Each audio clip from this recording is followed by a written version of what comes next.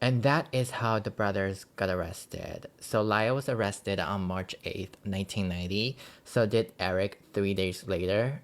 That's because Eric was in another country, and the minute he stepped his foot into the United States, bitch arrested. And just like that, they get arrested. So the truth is, on August 18th, 1989, the two brothers, they drove 100 miles away to a gun shop, and they purchased 2 shotguns with the stolen ID. And 2 days later, on the 20th, when Jose and Kitty, they were watching TV in the living room, the shots were fired. Jose got shot first. Then Kitty got shot multiple times, but they were not fatal. She was still crying and screaming and trying to crawl out of there. That's when Lyle went outside to his car and reloaded the gun. He went back and finished Kitty. And immediately after the killing, the brothers were just waiting for the police to arrive because shots were fired. Somebody gotta call the police, right? And surprisingly, bitch, no one called the police. And apparently, come to find out, all the neighbors, they all heard the gunshot, but nobody was bothered to call the police. They were like, this is Beverly Hills, the safest, richest neighborhood in the whole California. Like, what are you talking about? It's not like that. It's nothing like that. So nobody called the police. Yeah. Then Lyle picked up the phone, dialed 911, and he sounded distraught, frightened. He couldn't even get the words out. And throughout the years, people were just wondering, why did he cry when calling the 911, knowing he was the killer to the parents? Was it pure acting? Was that alligator's tears? Now, I have not speculations, but like 2 thoughts that I can think of on the top of my head. And the first theory that I can think of, which is the most obvious, they were just cold-blooded killers. Everything was an act because they didn't want to go to jail, so they put on a facade. And the second theory will be the 2 brothers killed their parents out of rage. And when adrenaline dies down, all the emotions like agony, fury, grief, regret, all billowing back to them. And now they're at a stage of disbelief. They couldn't believe that the 2 dead bodies in that living room belonged to their parents, and they couldn't believe that they actually killed their parents. That's why they were sad. They were crying. That's just my thought. Okay. And by the time when the police had arrived, the 2 brothers told the police that they were at a food festival. They just finished watching the movie Batman, and they just got back only to find out their parents, dying in the living room. And they could have gotten arrested right there and there if the police had tested for gun residue, which they didn't. Because here's the thing, when the murder happens and the victim's loved ones will become the first suspect, right? But I guess when the 2 rich white kids from Beverly Hills called the police, they would just automatically get ruled out as suspects. And according to the police, and I quote, "Bitch, the Menendez brothers seemed very genuine." I don't even know what that means, okay? So that's why the police didn't even follow the protocol when they examined the crime scene. Now, normally the case would just end it here, right? But, we're talking about the infamous Menendez case, one of the most controversial cases in the world.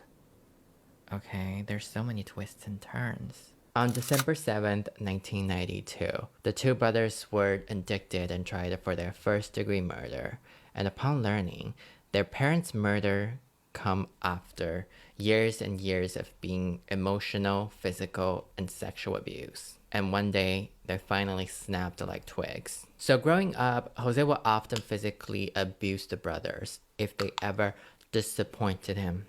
He would discipline them with his fists and beat them with his belt. He would even poke their thighs with pins and needles. And according to the brothers, Kitty also got beaten by him. Every time she was beaten, got slapped across the room, she would just drink more alcohol. And he would also take group showers with the boys after tennis, so that Kitty would just turn up the volume on the TV and pretend nothing had happened. Well, he dragged the boys to the room and shut the door. He will force the boys to be on their knee, then take off their clothes. Then he will perform fellatio and ask the boys to do the same for him. During the first trial, the Menendez brothers' lawyer presented an envelope. So on the top of the envelope, written in Kitty's handwritings, and it reads, Eric's 6th birthday. And inside of the envelope, it contains pictures. There were 2 pictures inside of this deck of photos, which appeared to be the Menendez brothers' naked body. And the angles on these 2 pictures were bizarre, in my opinion, because I'm pretty sure if you go dig up your family photo albums, and many of us probably have 1 or 2 pictures that were taken by our parents while taking the shower. You're probably smiling to the camera, making a V sign, there's probably foam on your nose. It's adorable, but these 2 pictures were nothing like that. So the pictures started from the neck below, all the way to the feet, which means there's no hands. And some people might argue, okay, what if it was the kids who were taking pictures for each other, and the lawyer actually presented the original film roll? So here's the thing. You can edit the timing and sequence of photos on your phone, but the same cannot be done to film rolls. Yes, you can probably cut them and glue them together, but that's not the case here. The images on the photos are arranged by time slots, right? And the first naked picture, which it was the second on the slot, and the one next to it, it was the third one, it was Eric sleeping. So if Eric was sleeping, how can Lyle take the picture by himself with 2 arms still in that frame? Now, in 1977, 7-year-old Eric was admitted to the ER, and there's a record from the following day from the Princeton Medical Center, and it said, heard posterior pharynx, uvula, soft palate, healing well, symptomatic treatment. And the doctor also testified at court. She said that these type of injuries were indications of oral complications in children. So that's why dentists nowadays, they're trained to look for these type of injuries to decipher whether the victims is being essayed or not. So a dentist can just take a look at your throat, then they will know, what did you do last night? And Lyle also claimed that Jose, he would put foreign objects like toothbrushes or shaving utensils inside of his body. And what would he do with the toothbrush?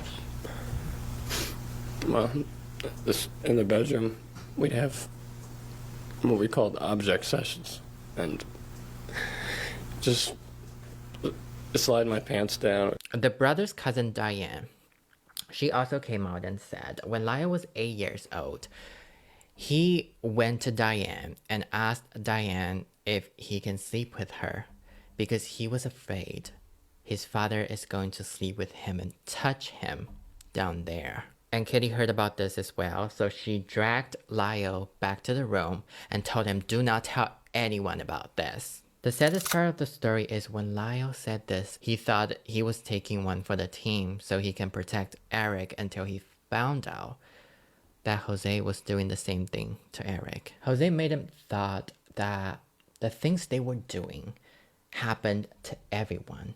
And Lyle believed that the son should do what the father says. That's how the father teaches his son and molds him.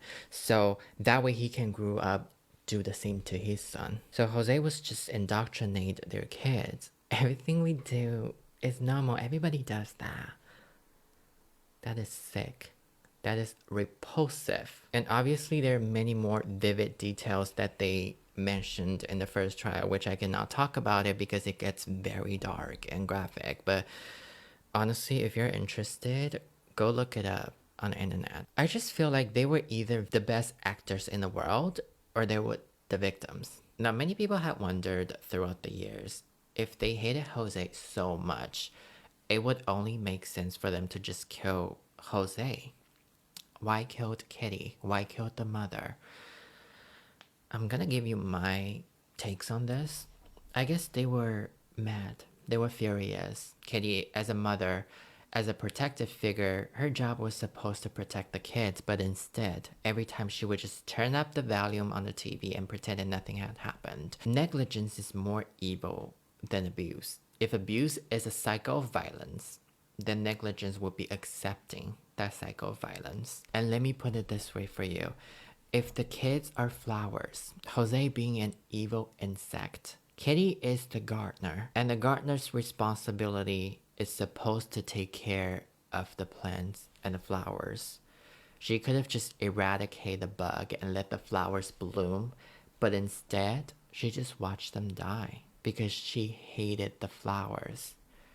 She was a gardener that hated flowers. And here's a quote from Kitty that was included in the first trial but omitted in the second one. And I quote, "Never have children. I hate children. Children get in between a husband and his wife." Kitty also told Jose's sister that she wished the two brothers were never born. I guess she just hated the two brothers. I don't know for what reason. Was it out of jealousy? Was it because she thought the brothers had taken too much time from the dad? I don't know. And one time, Kitty's friend came over and asked her, "Hey, what are you doing?" So apparently she was changing her well in front of her. And her friend was like, "Don't say that. Lyle can hear you." Then Kitty said, "I don't care. I'm not gonna leave any money to him."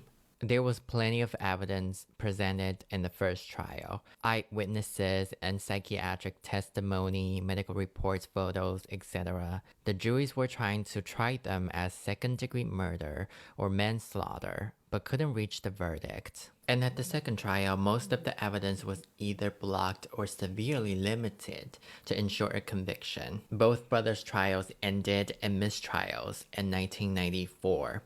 The following year, they went back for a retrial where videotaping was not allowed, and they both found guilty of first-degree murder. Then they got sentenced to life imprisonment without the possibility of parole. And both brothers, they were separated to different prisons for 22 years, and now they're finally together in the same prison. And they're both married, not to each other. That would be sick. To females, yeah. This is a tale of revenge, greed, and violence. It's a notorious case that remains a chilling reminder to this day. Now, whether you want to look the brothers as monsters or victims, it's completely up to you. Because justice is just like beauty, is in the eye of the beholder. Some sees an innocent victim, others will see evil incarnate getting exactly what's deserved. Now, ladies and gentlemen, this is the sad story of the Menendez brothers. I would like to hear your opinions. What do you think about this case? Let me know in the comments, okay? And as always, be safe, be vigilant, and take care.